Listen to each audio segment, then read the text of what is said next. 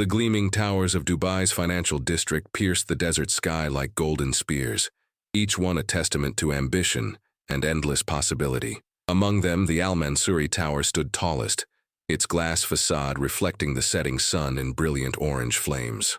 On the 80th floor, Khalid Al-Mansouri stood behind floor-to-ceiling windows, his dark eyes surveying his empire with the cold satisfaction of a man who had conquered worlds, but lost his soul in the process. At 42, Khalid commanded a business empire worth $12 billion. Hotels, restaurants, real estate developments across 3 continents, all bearing his family name, all testament to his relentless pursuit of perfection. His tailored Italian suits couldn't hide the weariness in his shoulders, the weight of responsibilities that had consumed him since his wife Layla's death 5 years ago. Before we dive into this incredible story, drop a comment below and tell us where you're watching from. Sir, his assistant Amara knocked softly. The quarterly reports from the restaurant division are ready for your review. Khalid didn't turn from the window. The numbers were always perfect. They had to be. He demanded nothing less than absolute excellence from every employee, every manager, every grain of rice served in his establishments. Failure was not an option in the Al-Mansouri empire. Cancel my dinner meetings, Khalid said suddenly, his voice carrying the authority of someone accustomed to instant obedience. I'm conducting surprise inspections tonight. Amara's eyes widened slightly. Khalid's unannounced visits were legendary among his staff, and feared. When the boss appeared without warning, careers could end before dessert was served. 30 minutes later, Khalid sat in the back of his black Bentley, having shed his expensive suit for casual clothes that would help him blend in.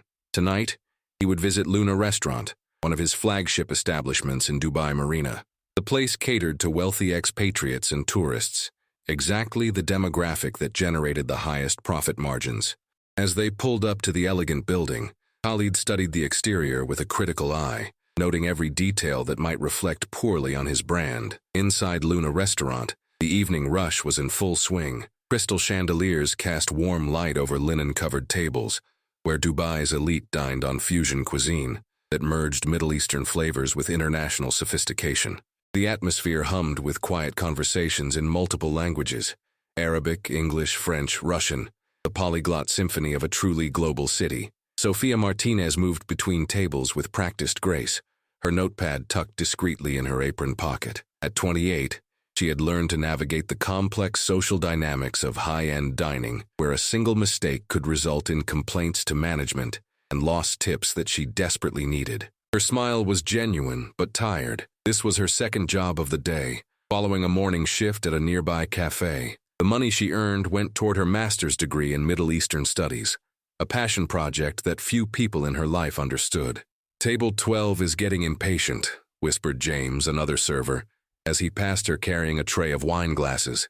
The gentleman ordered the lamb 20 minutes ago and keeps checking his watch. Sophia nodded, making a mental note to check with the kitchen. She had learned that in Dubai's service industry, patience was often inversely proportional to wealth. What Sophia didn't know was that the impatient gentleman at table 12 was Khalid Al-Mansouri, and he was deliberately testing the service standards of his own establishment. He had ordered one of the most complex dishes on the menu, specifically to evaluate timing and presentation. His dark eyes followed every server, noting inefficiencies and cataloging failures that would be addressed in tomorrow's management meeting. The kitchen doors swung open as Sophia emerged, carrying a steaming plate of herb-crusted lamb with saffron rice. The aroma was intoxicating, a perfect blend of rosemary, thyme, and Middle Eastern spices that had made Luna famous among Dubai's food critics. She approached table 12 with confidence, having served this dish hundreds of times before. "Your lamb, sir, prepared with—" Sophia began, but as she set the plate down, her sleeve caught the edge of Khalid's water glass. Time seemed to slow as the crystal tumbler toppled, sending ice-cold water cascading across the white linen tablecloth and onto Khalid's lap. The restaurant seemed to hold its collective breath as every nearby diner turned to witness the catastrophe unfolding at table 12. Khalid shot to his feet, his face darkening with fury that seemed to radiate from him like heat waves. The water had soaked through his casual shirt and pants, leaving him standing in a puddle of embarrassment and rage. For a man accustomed to absolute control, this public humiliation felt like a violation of everything he represented. The other diners watched with the morbid fascination of witnessing a car accident in slow motion. "Do you have any idea what you've just done?" Khalid's voice cut through the restaurant's ambient noise like a blade. His accent carried the refined inflections of private English schools, mixed with the authority of old Arabian nobility. "I am dining at what is supposed to be Dubai's finest establishment, and you clumsy fool, have turned me into a spectacle for every person in this room." Sophia's cheeks burned with shame and anger as she grabbed napkins from nearby tables, trying desperately to contain the spreading water. "I'm so sorry, sir. Please let me help you. We can have your clothes cleaned, and of course your meal is complimentary. I'll speak to my manager about—" But Khalid raised his hand, cutting her off with imperial disdain. "Your manager?" Khalid's laugh was cold and bitter. "You think your manager can undo this humiliation?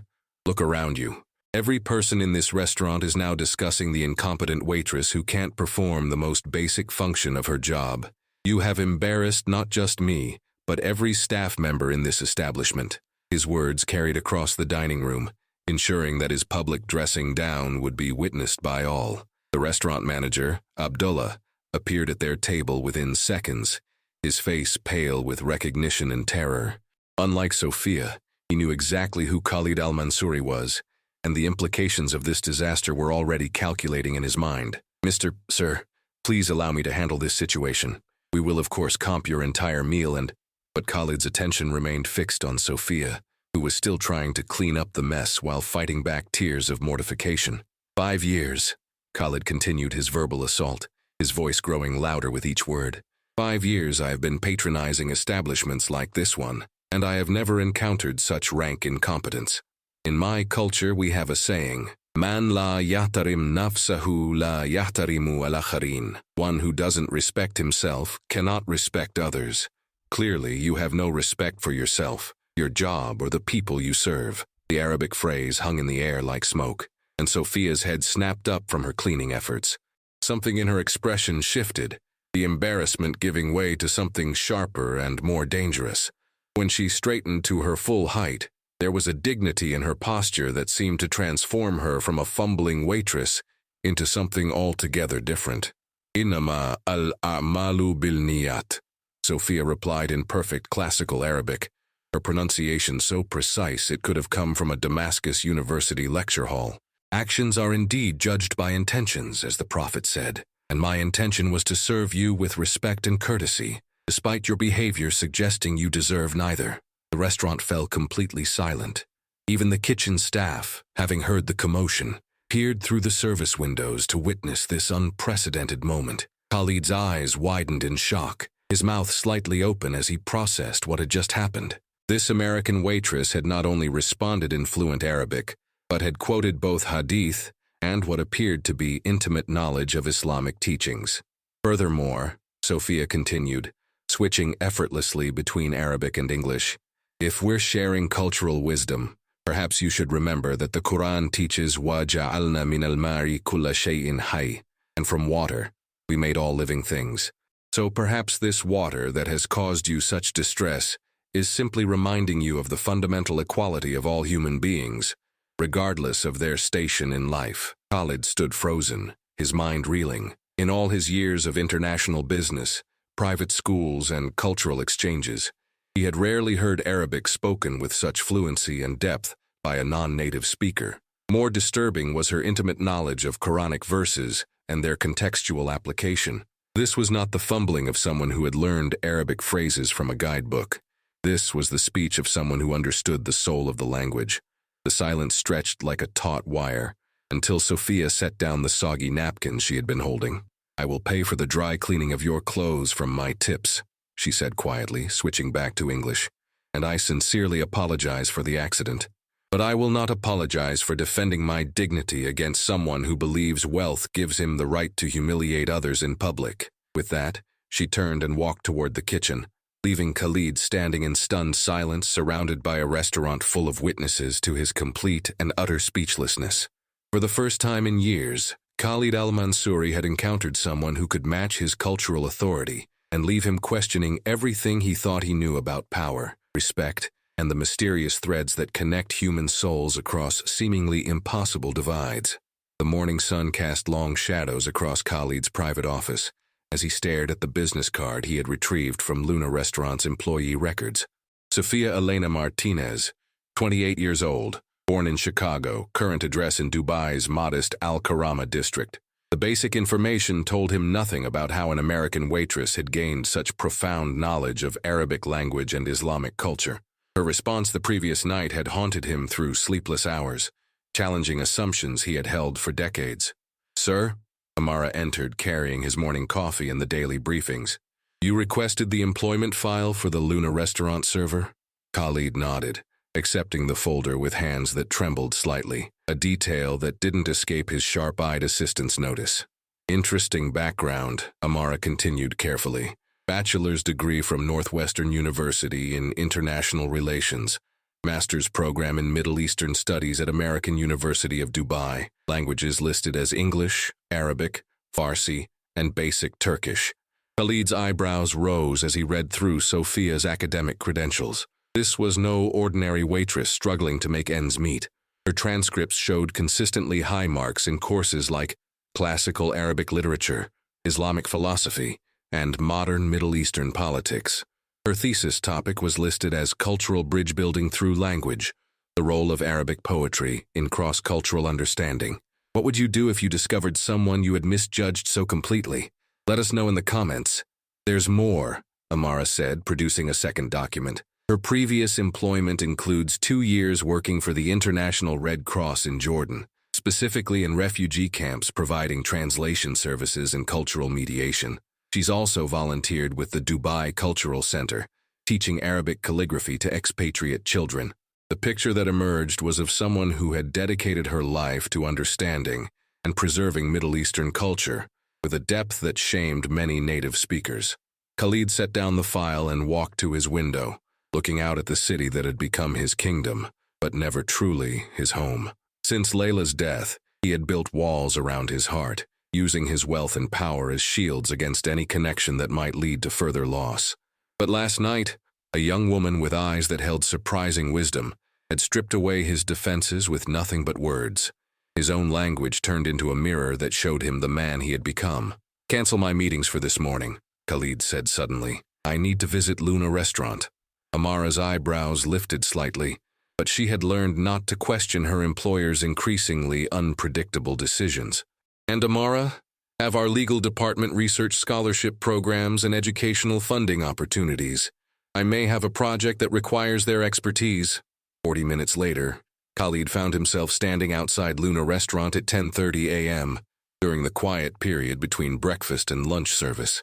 The dining room was empty except for staff preparing for the day ahead, their voices echoing softly as they arranged flowers and polished glassware. Through the kitchen service window, he could see Sophia wiping down prep tables, her hair pulled back in a practical ponytail, moving with the efficient grace of someone comfortable in her work environment. Abdullah, the restaurant manager, nearly dropped his clipboard when he spotted Khalid entering through the main door.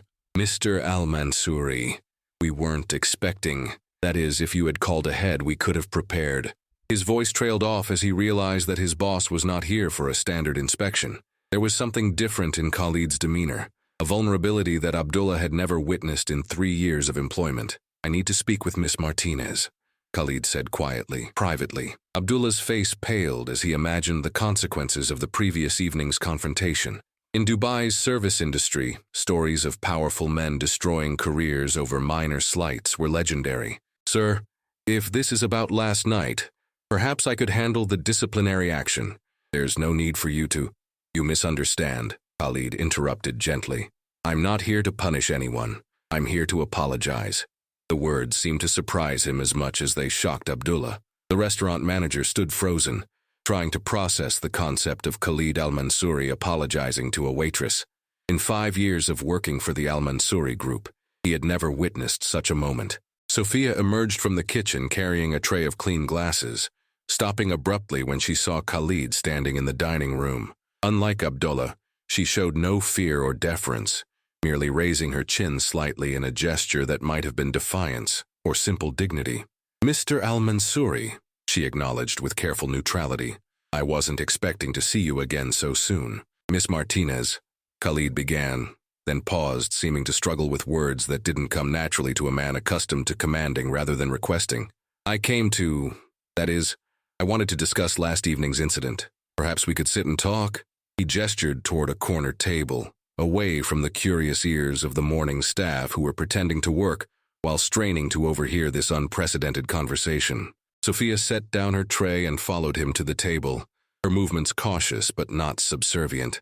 When they sat across from each other in the morning light streaming through floor-to-ceiling windows, Khalid found himself studying her face properly for the first time. She was beautiful in an understated way, with intelligent dark eyes and skin that suggested mixed heritage. But more striking was the composure she maintained despite facing the man who could end her employment with a single phone call.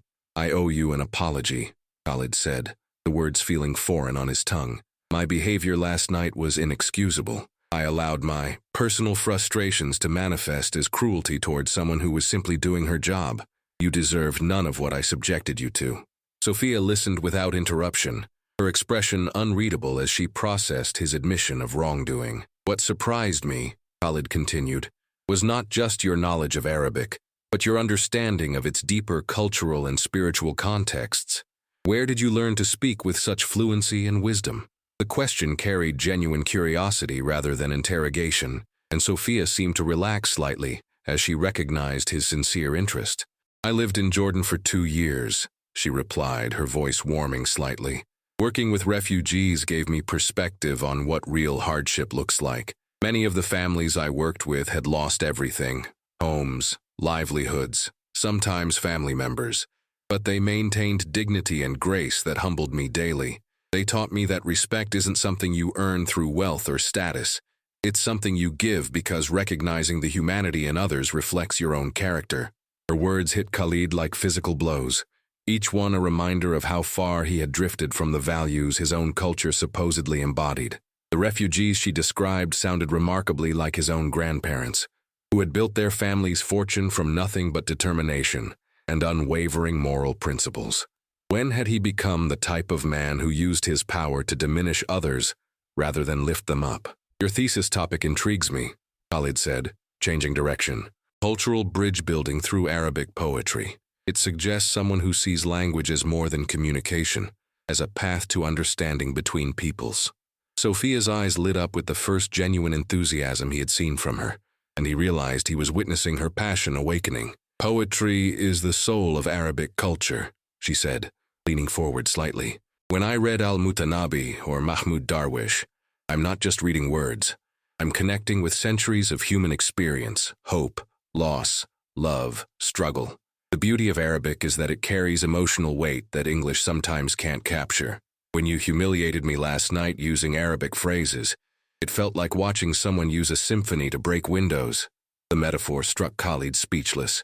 He had used his native language as a weapon, turning something sacred into an instrument of cruelty. Sophia had recognized this desecration and responded by demonstrating how Arabic should truly be used: to elevate discourse, to connect human hearts, to build bridges instead of walls. "I have a proposition for you," Khalid said suddenly, an idea forming that surprised him with its intensity. "My company has need of someone with your cultural knowledge and language skills. I'm offering you a position as Cultural Affairs Coordinator, focusing on our international hospitality projects. The salary would be triple what you're earning here, with full benefits and funding for you to complete your master's degree." Sophia stared at him in stunned silence, clearly trying to process whether this offer was genuine or some elaborate form of punishment disguised as opportunity. "Why?" she asked finally. "Why would you offer this to someone you publicly humiliated less than 24 hours ago?" Khalid met her gaze directly, and for the first time in years, he allowed someone to see past his carefully constructed facade. "Because last night you reminded me of something I had forgotten," he said quietly. "You reminded me that true strength comes from lifting others up, not from tearing them down. And because I suspect you have more to teach me about my own culture than I have learned in years of simply being born into it." The offer hung between them like a bridge waiting to be crossed, carrying implications that neither of them fully understood yet. But as Sophia looked into Khalid's eyes, she saw something she hadn't expected: not the arrogant billionaire who had humiliated her, but a man searching for redemption, and perhaps, though neither would admit it yet, beginning to heal from wounds that money could never touch. 2 weeks later, Sophia sat in her new office on the 35th floor of Al-Mansouri Tower, surrounded by Arabian literature, cultural artifacts, and the breathtaking view of Dubai's ever-changing skyline. The transition from waitress to cultural affairs coordinator had been surreal, like stepping through a looking glass into a world where her academic passion suddenly had practical value, beyond serving expensive meals to wealthy patrons. Her first major project was developing cultural sensitivity training for the Al-Mansouri Group's international staff, a program that would help employees understand the nuanced expectations of Middle Eastern hospitality. As she reviewed employee handbooks from their London, Paris, and New York locations, Sophia realized how many cultural missteps could be avoided with proper education about Arabian customs and values. "Miss Martinez?" Khalid's voice came from her office doorway, startling her from her concentration. She had grown accustomed to his daily visits, ostensibly to check on her progress, but increasingly seeming like excuses for conversations that had nothing to do with business. "How are you settling into your new role?" "Very well, thank you," Sophia replied, gesturing to the organized chaos of her desk. "I've been reviewing the guest complaint files from our Middle Eastern clientele, and there are some patterns that suggest our international properties could benefit from cultural education. For instance, our London hotel received 17 complaints last quarter about staff not understanding dietary restrictions during Ramadan." Khalid nodded, settling into the chair across from her desk with the easy familiarity they had developed over their working relationship. "What solutions do you propose?" The question was genuine, and Sophia had learned that behind his formidable business reputation, Khalid was genuinely interested in creating better experiences for his guests. "Comprehensive training programs, but also cultural mentorship," Sophia explained, pulling up her presentation on her laptop screen. "Rather than just teaching rules and restrictions, help staff understand the spiritual and cultural significance behind various practices. When people understand the why behind customs, they're more likely to respond with genuine respect rather than mere compliance." As she spoke, Khalid found himself watching her animated expressions more than listening to her words. There was something magnetic about her passion for cultural understanding, a fire in her eyes that reminded him of someone he had lost long ago. The thought brought an unexpected pang of guilt. Was he dishonoring Layla's memory by finding himself drawn to another woman? "There's something else," Sophia continued, unaware of his internal struggle. "I've been researching traditional Arabic poetry for possible incorporation into our hotel experiences. Imagine guests being welcomed not just with standard greetings, but with classical Arabic verses about hospitality and peace. It would create an authentic cultural immersion that goes beyond superficial decoration." "Which poets were you considering?" Khalid asked, refocusing on her words. Poetry had been Layla's passion too, and she had often recited verses while they walked through their garden in the evenings. The memory was both painful and oddly comforting. Al-Mutanabi, certainly. His verses about honor and dignity could be perfect for VIP welcomes. But I'm also drawn to more contemporary voices like Mahmoud Darwish. His poem, "Think of Others," has lines that could be beautiful in hotel literature. "As you prepare your breakfast, think of others. Don't forget the pigeon's food." Sophia recited the lines in Arabic, her voice carrying the musical cadence that made the language sound like song. Khalid's breath caught in his throat. Those were the exact lines Layla used to recite when she fed the birds in their garden each morning. The coincidence seemed impossible, yet here was this remarkable woman quoting his late wife's favorite poem with the same reverence Layla had shown. "You know Darwish well," he managed to say, his voice slightly strained. "His work speaks to the universal human experience," Sophia replied, not noticing his emotional reaction. "The way he writes about longing, displacement, hope. These are feelings that transcend cultural boundaries. That's what I love about Arabic poetry. It doesn't just describe emotions. It creates bridges between different hearts experiencing the same fundamental human experiences." The conversation was interrupted by Amara's knock on the doorframe. "Mr. Al-Mansouri, your 3 o'clock appointment is here." Khalid nodded, standing to leave, but paused at the doorway. "Sophia," he said, using her first name for the first time in their working relationship. "Would you be interested in joining me for dinner tomorrow evening? There's a new exhibition of contemporary Middle Eastern art at the Dubai Museum that I think you'd appreciate." Purely professional, of course. Research for your cultural programs. Sophia looked up from her laptop, surprised by the invitation, but intrigued by the opportunity to see Dubai's cultural scene from an insider's perspective. That sounds educational, she replied carefully. I'd be happy to attend. As Khalid left her office, she couldn't shake the feeling that something had shifted between them during their conversation about poetry, though she couldn't quite identify what had changed. That evening, as Khalid sat in his empty penthouse overlooking Dubai Marina, he found himself thinking about Sophia's enthusiasm for Arabic culture and her unconscious echo of Layla's favorite poetry. For 5 years, he had avoided anything that reminded him of his late wife, building walls around his heart to prevent further loss. But Sophia's presence in his life was slowly dismantling those barriers, not through romantic attraction, but through her genuine appreciation for the cultural heritage he had begun to take for granted. He walked to his study and opened a locked drawer containing Layla's personal items, her jewelry, her favorite books of poetry, and a collection of letters she had written but never sent. The letters were addressed to various people, her parents in Lebanon, friends from university, and several to someone named Dr. James Mitchell. Khalid had never read them, feeling that doing so would violate her privacy, even in death. But tonight, something compelled him to examine the letter addressed to Dr. Mitchell. The envelope was sealed but worn, as if Layla had handled it many times without deciding whether to send it. On the back, in her elegant Arabic script, she had written, "For the man who gave me hope when hope seemed impossible, may Allah bless your daughter's journey as you blessed mine." Khalid stared at the words, confusion mixing with curiosity. Dr. Mitchell had been Layla's oncologist during her final months, but what daughter was she referring to? And why had she never mentioned writing to him? His phone buzzed with a text message from Sophia. "Thank you again for the opportunity to work on projects I'm passionate about. I'm looking forward to tomorrow's museum visit and learning more about contemporary Arabian art. Good night." The message was professional and polite, but it stirred something in Khalid's chest that he hadn't felt in years. Anticipation for tomorrow's conversation and the possibility of sharing his cultural heritage with someone who would truly appreciate its depth. As he prepared for bed, Khalid found himself wondering about the mysterious connections that seemed to be weaving through his life. Sophia's knowledge of Darwish, her passion for cultural bridge building, her appearance in his life just when his isolation had become unbearable.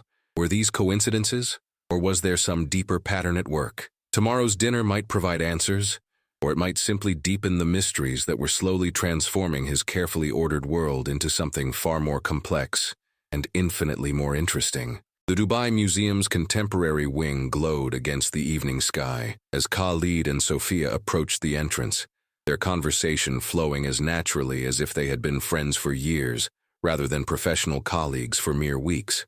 Sophia wore an elegant navy dress that struck the perfect balance between professional and evening appropriate, while Khalid had chosen a dark suit that somehow made him seem less intimidating than his usual business attire. "I have to admit," Sophia said as they passed through the museum's sleek glass doors, "when I imagined my career path, dining with billionaire art patrons wasn't exactly on the list." Her tone was light, but Khalid detected a hint of nervousness beneath her casual demeanor. The reminder of their vast economic differences hung between them like an uninvited guest. "When I imagined my evening plans," Khalid replied with a slight smile, "being educated about contemporary Arabic art by a former refugee camp worker wasn't on mine either. Perhaps we're both discovering that life has a sense of humor about our expectations." His response seemed to relax her slightly, and they moved into the exhibition space where dramatic lighting showcased installations that challenged traditional boundaries between East and West. The first piece that caught Sophia's attention was a massive calligraphy installation where traditional Arabic verses were rendered in neon lights against a backdrop of photographs from modern refugee camps. "This is powerful," she murmured, reading the illuminated text. "We are a people whose words remain even when we do not." It's from a contemporary Palestinian poet, but the way it's presented here, the ancient script in modern materials over images of displaced people, it's making a statement about cultural continuity despite physical displacement. Khalid studied both the artwork and Sophia's reaction to it, impressed by her ability to read multiple layers of meaning in the installation. "You see the political commentary immediately," he observed. "Most visitors focus on the aesthetic beauty and miss the deeper message about cultural survival. As they moved through the exhibition, he found himself seeing the artworks through her eyes, noticing subtleties that his own cultural familiarity had made invisible. "Art should comfort the disturbed and disturb the comfortable," Sophia replied, pausing before a sculpture that incorporated traditional Islamic geometric patterns with fragments of contemporary technology. "This piece, for instance, see how the artist has embedded circuit boards and smartphone components within the classical mathematical patterns? It's asking questions about how technology is changing our relationship with spiritual and cultural traditions." Their dinner conversation at the museum's rooftop restaurant continued exploring themes of tradition, change, and cultural identity. As they shared mezzi plates and watched the city lights twinkle below, Khalid found himself talking about subjects he hadn't discussed in years. His childhood in traditional Arabian culture, the pressure of maintaining family honor while building a global business, the isolation that came with success. "It must be difficult," Sophia said thoughtfully, "living between two worlds. When I was in Jordan, I met many people who struggled with similar tensions, honoring their heritage while adapting to modern realities. The refugee families often talked about feeling suspended between the culture they'd left behind and the new societies they were trying to join. Did you see this coming? It like if you were surprised by how much they have in common." "Exactly," Khalid agreed, surprised by how accurately she had identified his internal conflict. "Sometimes I feel like I'm performing my own culture, rather than living it authentically. The business world expects certain behaviors, but my heart remembers my grandmother teaching me Quranic verses in her garden, my father explaining the principles of honor and hospitality that built our family's reputation." As the evening progressed, Sophia noticed Khalid's phone buzzing repeatedly with messages he ignored. Finally, during dessert, he glanced at the screen and his expression darkened significantly. "I apologize," he said, standing abruptly. "There's an emergency at one of our properties that requires immediate attention. I need to call my security team." He stepped away from the table, leaving Sophia alone with her thoughts and a growing sense that whatever crisis was unfolding was more serious than routine business problems. When Khalid returned 10 minutes later, his face was pale and his hands were trembling slightly. "I need to ask you something, and I need you to be completely honest with me," he said, his voice tight with emotion. "Your full name is Sophia Elena Martinez, correct? And your father was Dr. James Mitchell before your mother remarried?" Sophia's blood turned cold. No one in Dubai knew about her father's identity or her mother's previous marriage. She had deliberately used her stepfather's surname to avoid any complications with her past. "How do you know about my father?" she asked carefully, her mind racing through possibilities of how Khalid could have discovered information she had never shared. "Because," Khalid said, pulling out his phone and showing her a photograph, "I just received this from my security team. It's a photo of you from a medical conference in Geneva 3 years ago standing next to Dr. James Mitchell at a panel about cross-cultural medical ethics. The same Dr. James Mitchell, who was my wife's oncologist during her final months." The photo showed Sophia and her father at a professional conference, both smiling at the camera, completely unaware that this moment would someday create an impossible connection. The revelation hit Sophia like a physical blow. Her father had mentioned treating several wealthy Middle Eastern patients during his time at the International Medical Center, but he had never shared specific names due to patient confidentiality. "Your wife was one of his patients?" she whispered, pieces of an impossible puzzle beginning to form a picture she couldn't quite believe. "Layla Al-Mansouri," Khalid confirmed, his voice breaking slightly on her name. "She died 5 years ago after a 2-year battle with cancer. Your father was part of the international medical team that treated her during her final months. He gave us hope when other doctors had given up. She spoke of him often, called him the kind doctor who understood her heart as well as her illness." Sophia's mind reeled as memories surfaced, her father returning from Geneva with stories about a remarkable patient who had taught him Arabic phrases and shared poetry during her treatment sessions. "The woman who loved Mahmoud Darwish," Sophia said suddenly, the connection hitting her like lightning. "My father told me about a patient who recited poetry during chemotherapy sessions to stay calm. She taught him to say, 'This too shall pass,' in Arabic. Wa hada sayamur," Khalid whispered, tears forming in his eyes. "She said those words every morning when she woke up, every evening before sleep. She said your father had taught her that phrase as a mantra for enduring treatment. The coincidences were piling up into something that felt less like chance and more like destiny, weaving threads they couldn't see. As they sat in stunned silence, processing the implications of this revelation, Sophia realized that her attraction to Arabic culture, her decision to study Middle Eastern literature, even her choice to work in Dubai, might not have been random academic interests. Perhaps on some unconscious level, she had been drawn to complete a connection her father had begun with a dying woman who had touched his heart with her courage and grace. "There's something else," Khalid said quietly, reaching into his jacket pocket. "Something I need to show you, but not here.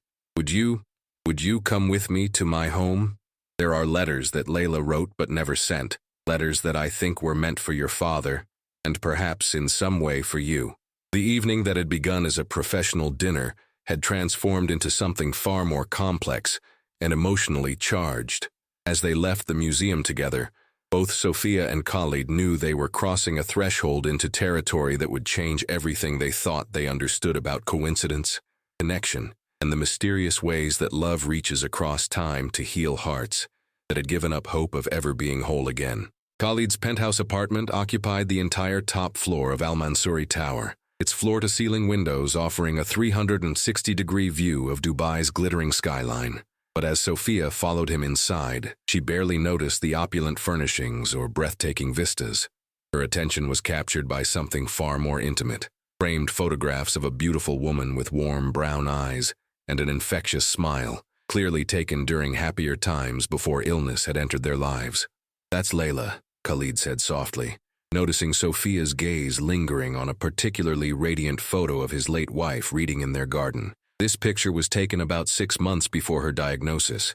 She was reading Darwish, actually, the same collection you quoted in your presentation. The coincidences continued to accumulate, each one adding weight to the sense that their meeting had been orchestrated by forces beyond their understanding. Sophia moved closer to examine the photographs, seeing in Layla's face the intelligence and warmth that her father had described in his stories about the remarkable patient who had taught him Arabic phrases. "She was beautiful," Sophia said sincerely. "My father spoke about her courage during treatment. He said she maintained hope and dignity even when the prognosis became difficult." "She was extraordinary," Khalid agreed, his voice thick with emotion. "But toward the end she became obsessed with writing letters to people who had impacted her life. She said she wanted to make sure important words weren't left unspoken." Khalid led Sophia to his study, a warmly lit room lined with books in both Arabic and English.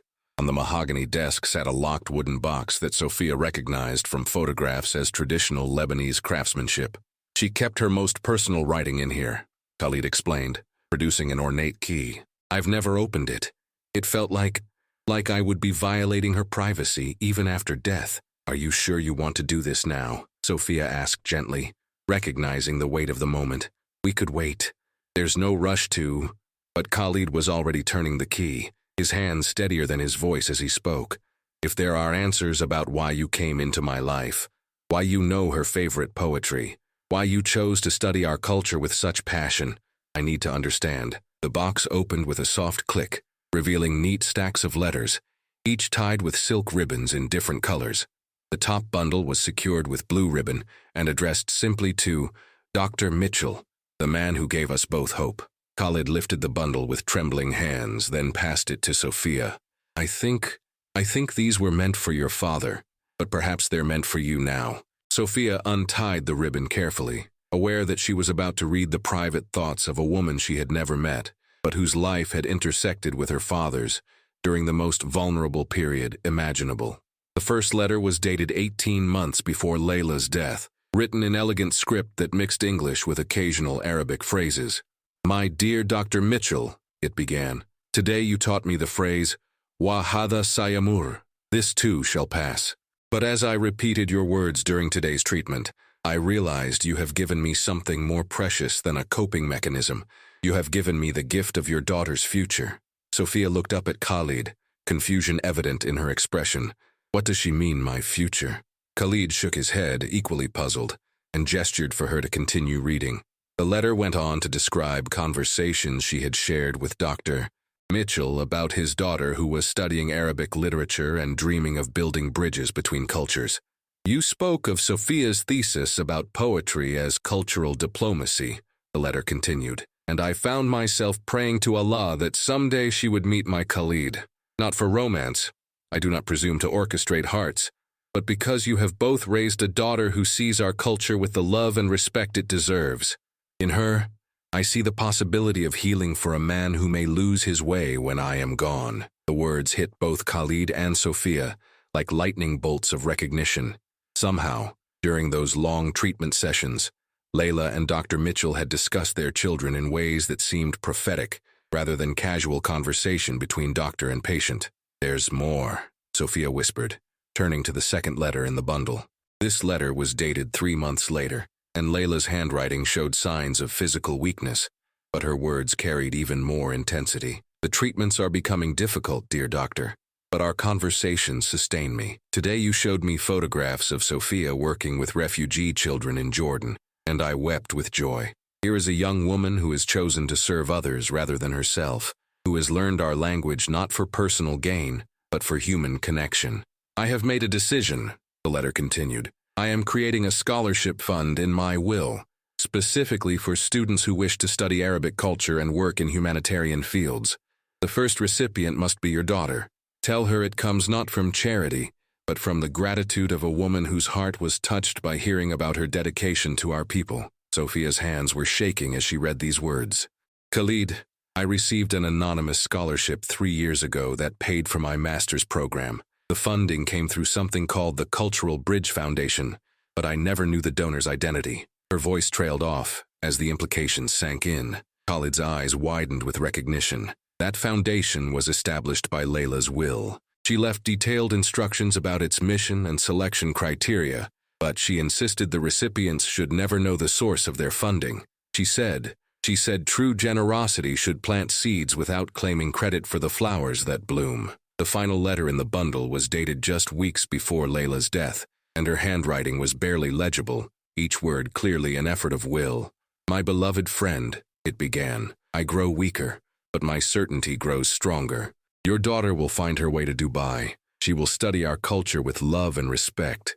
And somehow, Allah willing, she will help my Khalid remember that isolation is not strength, that walls built from grief only create prisons of the heart. I do not know how these connections will unfold, the letter concluded, but I have faith that love finds a way to complete its work, even across the boundaries of life and death. When Sophia arrives in Dubai, and I believe she will, please give her my blessing and tell her that her father saved not just my body during those dark months, but my soul. He reminded me that healing happens through human connection, not medical procedures alone. Both Khalid and Sophia sat in stunned silence, processing the reality that their meeting had been anticipated, hoped for, and blessed by a woman who had died before it could occur.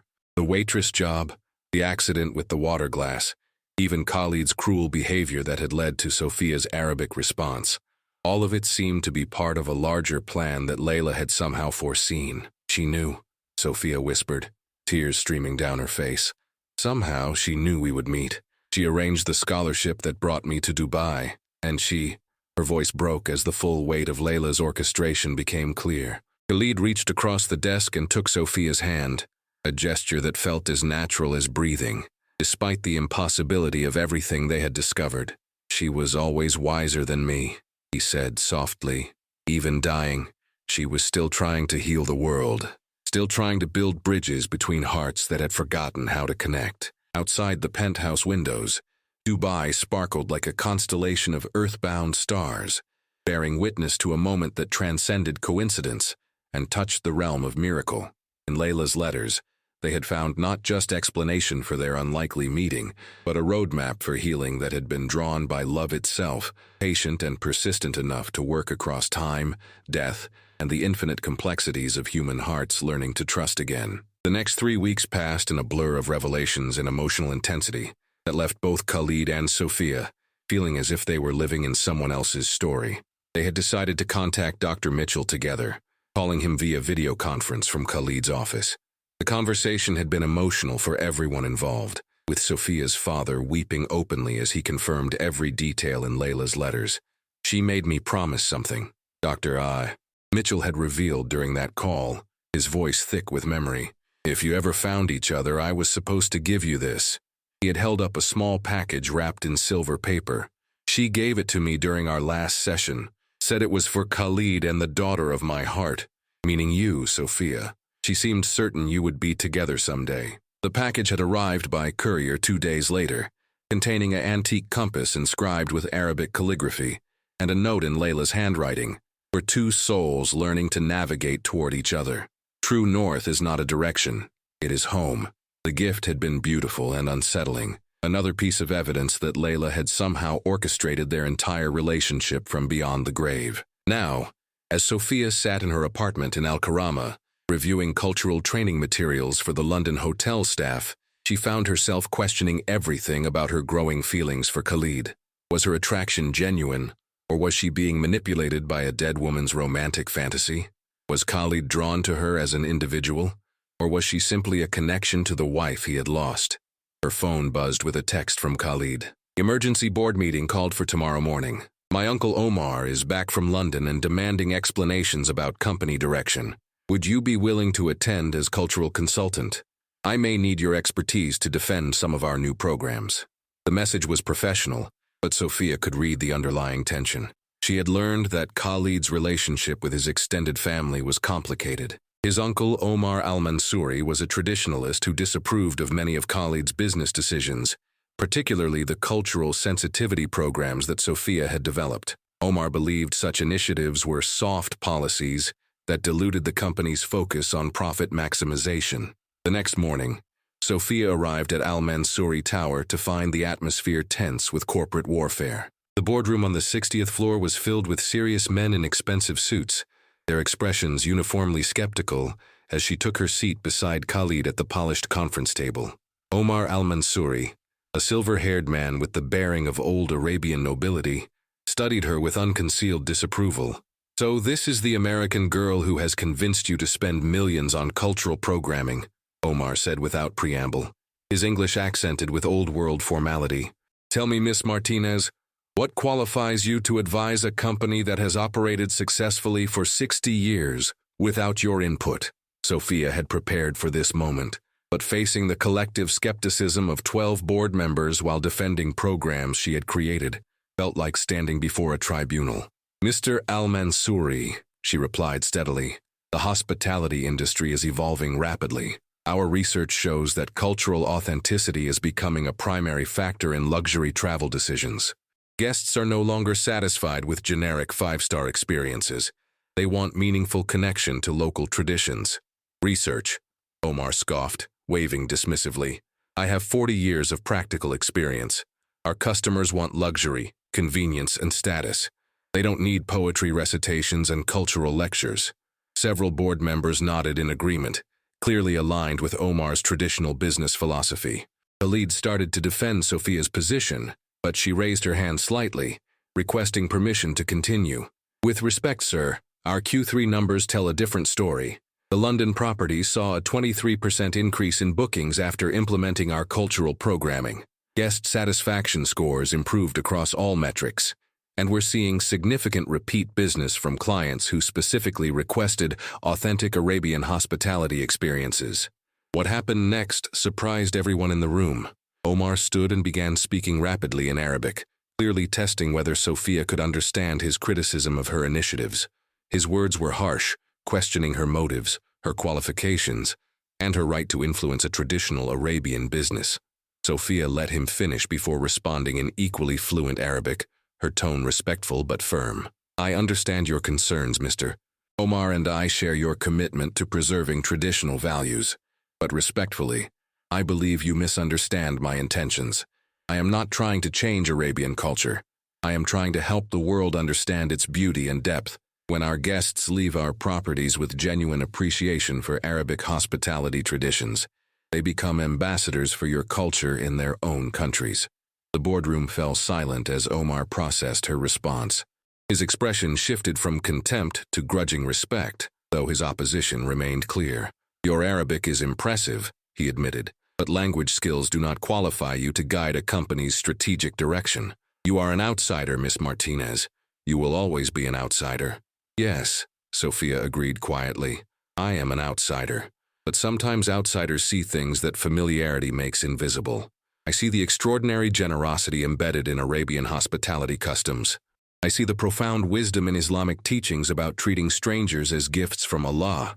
I see poetry and art and philosophical traditions that could enrich the lives of millions of people if they were presented with authentic respect rather than tourist-friendly simplification. And what I see, she continued, her voice growing stronger, is a company that has the opportunity to become more than just a luxury brand. You could become cultural ambassadors, showing the world the true heart of Arabian civilization. That's not betraying tradition, that's fulfilling its highest purpose.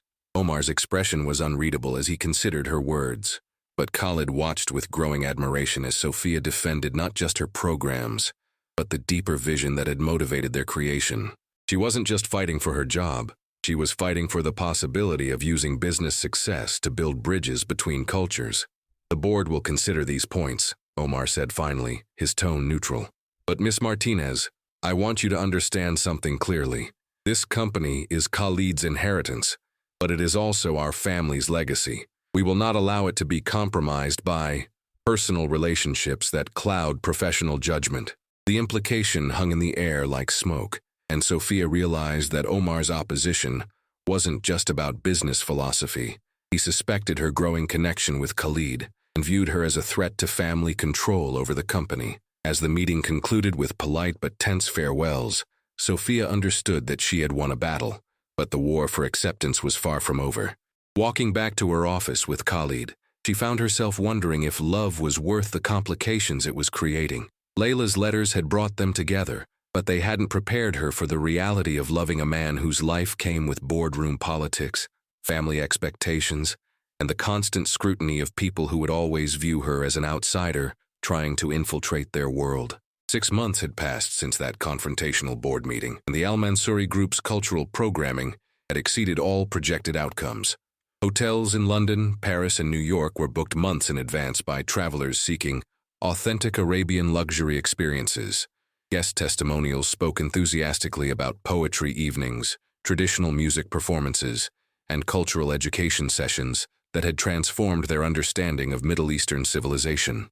But success in business hadn't translated to acceptance in Khalid's personal life. If anything, Sophia's professional achievements had intensified family scrutiny of her relationship with their heir. Omar had made his disapproval increasingly obvious, questioning every decision Khalid made that could be attributed to Sophia's influence.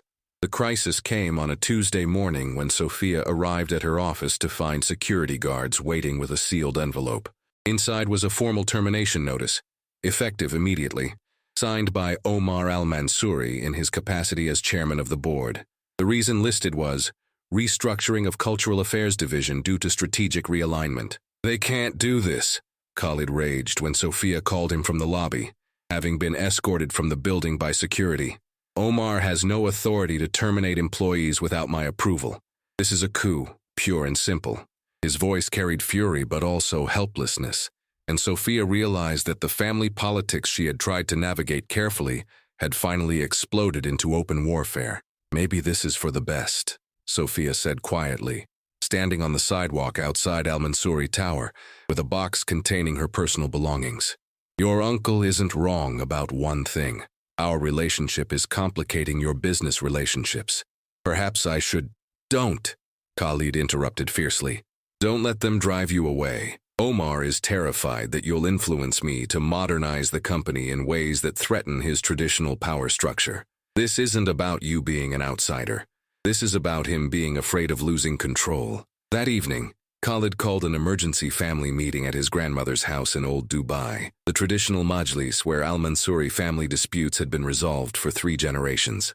The room was filled with uncles, cousins, and elder relatives, their faces grave with concern about the growing conflict between Omar and Khalid. Sophia hadn't been invited, but she could imagine the scene. Traditional Arabian men sitting on carpets and cushions, drinking tea and speaking in the formal Arabic used for serious family business.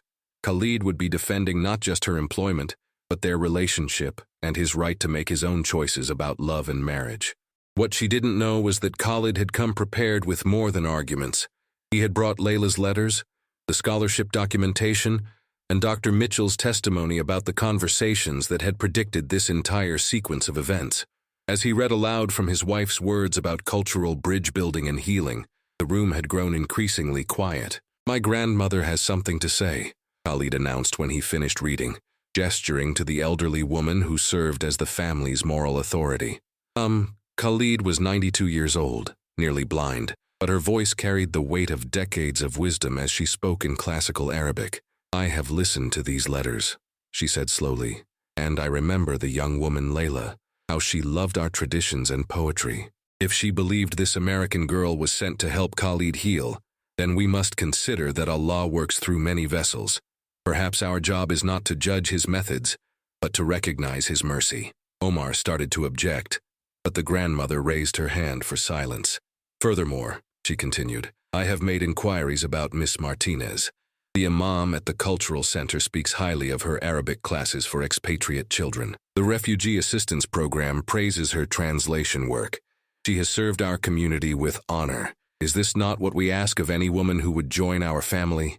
The weight of the grandmother's support shifted the entire dynamic of the family meeting. One by one, relatives who had remained neutral began expressing support for reconsidering Sophia's termination. Omar found himself isolated, his traditionalist arguments sounding increasingly hollow against testimonies of Sophia's service to the local Arabian community. The compromise that emerged was typically Arabian in its complexity. Sophia would be reinstated to her position, but with expanded responsibilities that would require her to spend significant time traveling to the company's international properties. The family could save face by avoiding the appearance of capitulation, while Khalid and Sophia's relationship would have time to develop without constant scrutiny. But the most surprising development came from the grandmother herself. "Bring her to Friday dinner," she announced as the meeting concluded. "If Layla's letters speak truth, if this girl truly understands our culture, then she belongs at our table.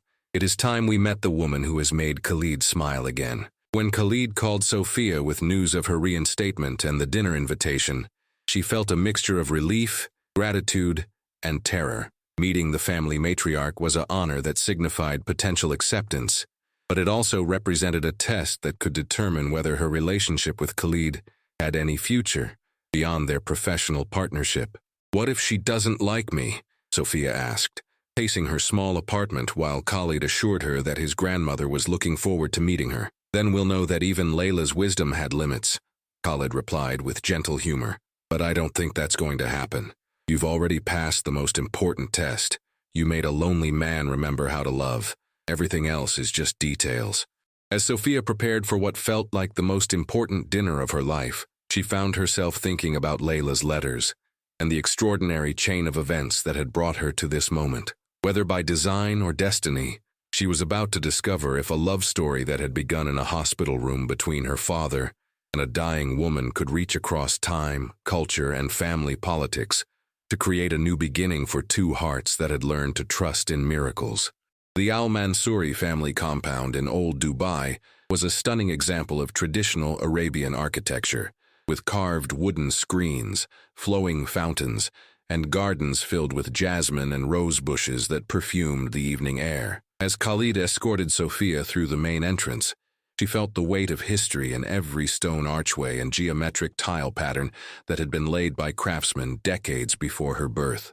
"Remember," Khalid whispered as they approached the main majlis, "my grandmother may be 92, but she notices everything. She'll be evaluating not just your words, but your posture, your respect for our customs, the way you interact with the serving staff. In our culture, character is revealed through small gestures." Sophia had dressed carefully in a modest but elegant dress that covered her arms and legs appropriately, with a silk scarf that could be adjusted if needed for additional coverage. She carried a gift, a first-edition book of Mahmoud Darwish's poetry that she had found in a rare bookshop, inscribed with a personal note in Arabic expressing gratitude for the family's hospitality. The majlis was filled with 3 generations of Al-Mansouri women, from Khalid's teenage cousins to middle-aged aunts, all arranged on low cushions around the room's perimeter. But every eye was focused on the tiny figure of Khalid, who sat like a queen on elevated cushions, her clouded eyes somehow managing to convey sharp intelligence despite her near blindness. "Ahlan wa sahlan," the grandmother said in formal Arabic, welcoming Sophia with the traditional greeting for honored guests. Sophia responded appropriately, approaching with lowered eyes and hands pressed together in a gesture of respect, then kneeling to kiss the elderly woman's hand in the customary manner for greeting family elders. "Grandmother," Sophia said in careful Arabic, "I am honored beyond words to be welcomed into your home. Please accept this small gift as a token of my respect for your family's generosity." She presented the poetry book with both hands and watched as Khalid ran her weathered fingers across the leather binding. "Darwish," the grandmother murmured with approval, her fingers finding the Arabic inscription Sophia had written inside the front cover. "You chose well, child. Tell me, which of his poems speaks to your heart?" The question was clearly a test, designed to determine whether Sophia's knowledge of Arabic poetry was superficial or genuine. "We have on this earth what makes life worth living," Sophia recited from memory, her voice carrying the musical cadence that made Arabic poetry sound like song. "April's hesitation, the aroma of bread at dawn, a woman's point of view about men, the works of Aeschylus, the beginning of love, grass on a stone, mothers living on a flute's sigh, and the invader's fear of memories." The room fell completely silent as Sophia recited the entire poem, her pronunciation flawless, her understanding of the emotional nuances evident in her delivery. When she finished, several of the younger women were wiping tears from their eyes, clearly moved by her passionate rendering of verses that spoke to the universal human experience of finding beauty despite suffering. "Now I understand what Layla saw in you," Khalid said softly, reaching out to touch Sophia's face with gentle fingers. "You don't just speak our language, you feel it. Come, sit beside me. We have much to discuss." The invitation to sit in the position of honor beside the family matriarch sent a clear signal to everyone present that Sophia had passed her initial evaluation. For the next hour, Sophia found herself engaged in conversations that ranged from poetry to politics, from child-rearing philosophies to economic theory. The Al-Mansouri women were highly educated and opinionated, and they tested her knowledge of everything from classical Islamic scholarship to contemporary Middle Eastern literature. Each question felt like another layer of evaluation, but Sophia realized she was genuinely enjoying the intellectual stimulation of discussing complex topics with such knowledgeable women. "Tell us about your work with refugee families," asked Khalid's Aunt Fatima, a prominent lawyer who clearly wanted to understand Sophia's motivations for choosing humanitarian work over more lucrative career paths. "What drove you to leave comfortable America and work in camps where conditions were often dangerous?" Sophia's answer came from the heart rather than prepared talking points. "I wanted to understand what creates resilience in human beings," she explained. "The families I worked with had lost everything, homes, possessions, sometimes family members, but they maintained hope and dignity that humbled me daily. They taught me that strength isn't about avoiding hardship, it's about finding meaning within suffering. Their faith and cultural traditions gave them resources for survival that no external aid could provide." "And this is why you chose to study our culture so deeply?" Khalid asked, her voice carrying a grandmother's intuitive understanding. "You were seeking the source of that strength?" "Yes," Sophia admitted, surprised by the older woman's perceptive question.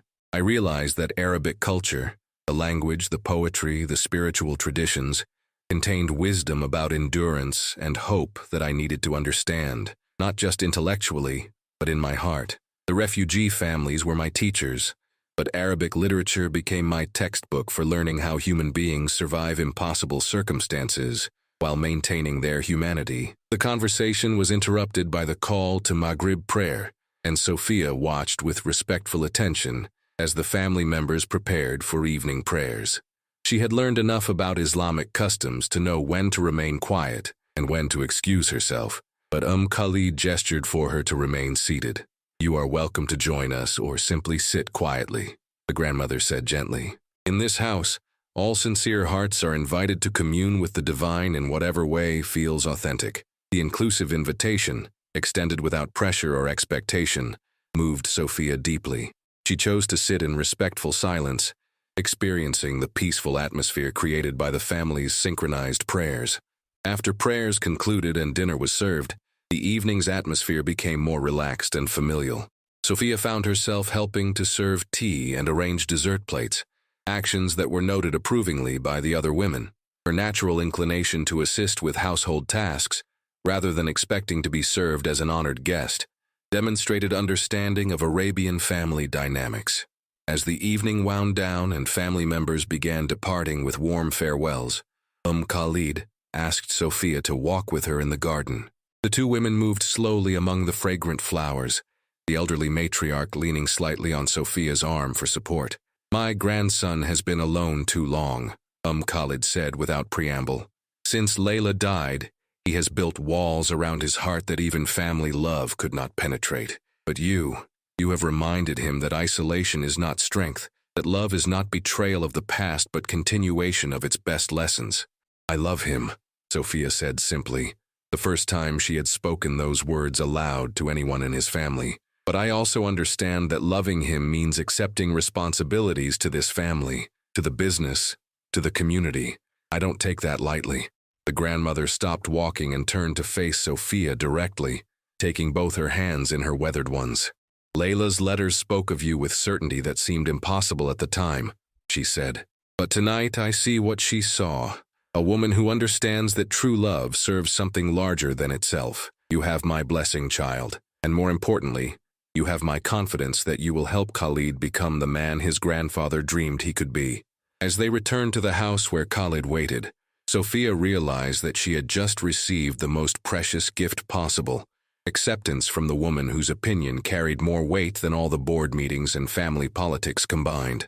The evening that had begun with nervous anticipation had transformed into a homecoming she had never expected, but had unconsciously been seeking her entire life. Standing in the garden beside the woman who had just welcomed her as family, with the man she loved waiting in the doorway, Sophia understood that Layla's letters had been more than predictions. They had been instructions for healing that required patience, faith, and the courage to believe that love could indeed find a way to complete its work across any distance, including the space between life and death. 1 year later, Sophia stood in the same garden where she had received Khalid's blessing, but today the space had been transformed for celebration. White silk draping fluttered between ancient olive trees. Thousands of white roses created pathways through the traditional gardens, and the fountain had been surrounded with floating candles that would illuminate the evening ceremony. The wedding preparations had taken months of careful planning that honored both Arabian traditions and the international nature of their love story. Dr. Mitchell had arrived from Chicago 3 days earlier, carrying with him the final piece of Layla's legacy, a letter she had written specifically for Sophia's wedding day, to be opened only when she married Khalid. "Are you ready for this, Habibti?" asked Fatima, using the Arabic term of endearment as she helped Sophia adjust her wedding gown. The dress itself was a masterpiece of cultural fusion, traditional white silk embroidered with intricate Arabian patterns in gold thread, designed by a Lebanese artist who specialized in bridging Eastern and Western bridal traditions. Sophia's hands trembled slightly as she held the unopened envelope containing Layla's final message. "I'm nervous about reading her words," she admitted. "What if she had doubts? What if she changed her mind about us being together?" The fear had haunted her throughout the wedding preparations, that despite all the letters and signs, Layla's final thoughts might have been different. "There's only one way to know," Fatima said gently, settling beside Sophia on the cushioned window seat. "And whatever she wrote, it was written with love for both you and Khalid. Trust in that." With careful fingers, Sophia opened the envelope that had waited 5 years to fulfill its purpose. "My dearest Sophia," the letter began in Layla's familiar handwriting, "if you are reading this, then you are about to marry the man I love more than my own life. I am not there to witness this moment, but I am present in every breath of wind through the garden, every ray of sunlight blessing your ceremony, every beat of Khalid's heart as he sees you walking toward him." Tears blurred Sophia's vision as she continued reading. "You may wonder if I feel sadness or jealousy at this moment. I feel neither. I feel joy so profound it transcends death itself. Love is not diminished when it is shared. It is multiplied. The love you and Khalid create together will honor the love we shared, just as my love for him creates space for the love he will give you. I have 3 wishes for your marriage," the letter continued. "First, that you help Khalid remember that strength comes from vulnerability, that opening his heart is not weakness, but courage. Second, that you continue building bridges between cultures, showing the world that love transcends nationality, religion, and tradition. Third, that when you have children, you teach them about the woman who loved their father first and blessed their parents' union from beyond the veil between worlds.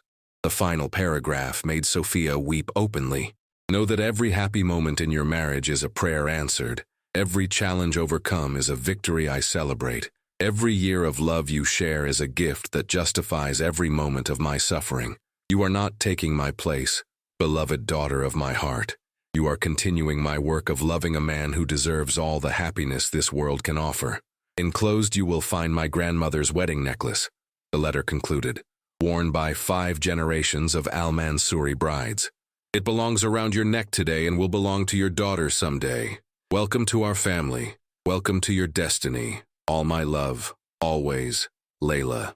Inside the envelope was indeed an exquisite necklace of pearls and diamonds arranged in traditional Arabian patterns, clearly an heirloom of tremendous value and emotional significance.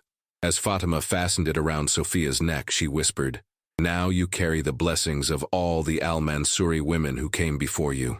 The ceremony itself was a perfect blend of traditions that honored both families' heritages. Dr. Mitchell walked Sophia down the aisle formed by rose petals and candlelight, while Khalid waited beneath a traditional Arabian wedding canopy. The imam who performed the ceremony spoke in both Arabic and English, blessing their union in words that acknowledge their journey across cultural boundaries to find each other. Love recognizes no borders, the imam intoned as he bound their hands with silk cords blessed by both Christian and Islamic prayers. What Allah has brought together transcends the divisions created by human understanding. Today, 2 hearts become one, 2 cultures create harmony, 2 families unite in celebration of love's power to heal all wounds. As they exchanged rings, Khalid's inscribed with Darwish's words about love making life worth living, Sophia's engraved with Arabic calligraphy that read, "My heart's home." Both bride and groom felt the presence of the woman whose love had orchestrated this impossible moment. The celebration continued long into the night, with traditional Arabian music and dancing mixing with international guests who had traveled from around the world to witness their union. Dr.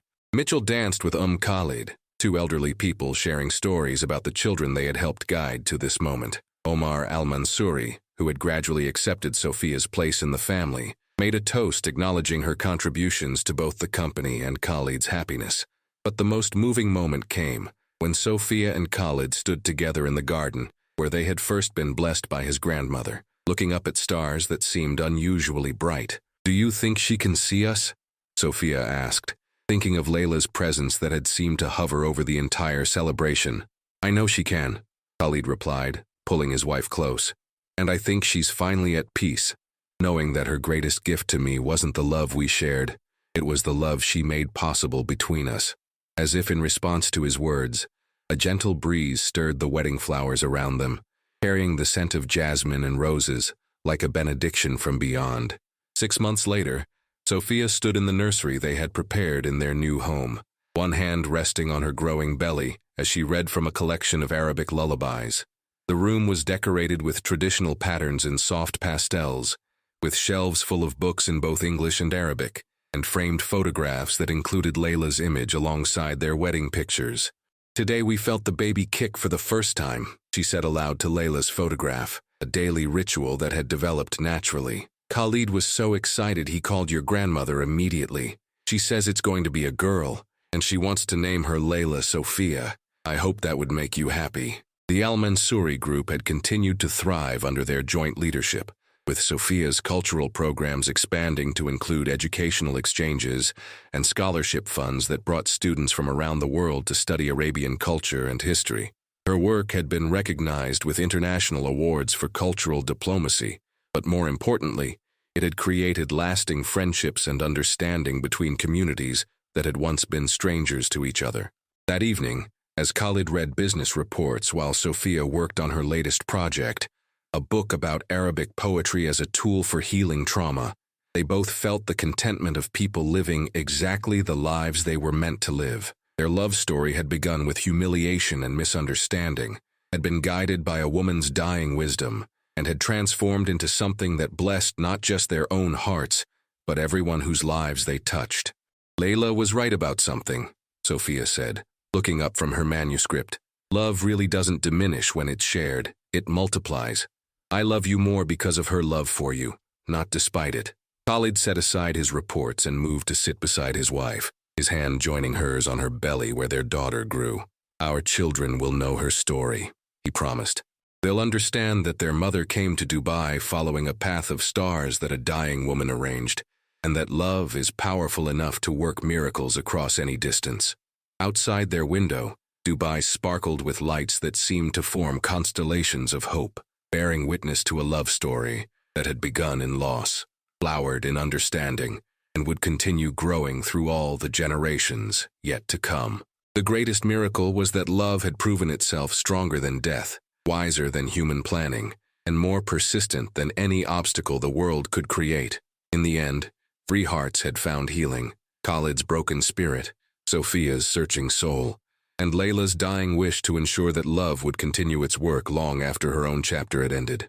As they sat together in the golden evening light, their unborn daughter moving gently beneath their joined hands, Khalid and Sophia understood that they were not just husband and wife, but guardians of a love story that belonged to something larger than themselves. They were living proof that the heart's truest desires, when blessed by genuine love and guided by faith, could transcend every boundary that human beings believed was permanent. Subscribe for more incredible stories like this. Tales of love that prove miracles happen every day when hearts remain open to the impossible, and when we have the courage to believe that our deepest connections are part of a greater design we may never fully understand but can always trust to lead us home.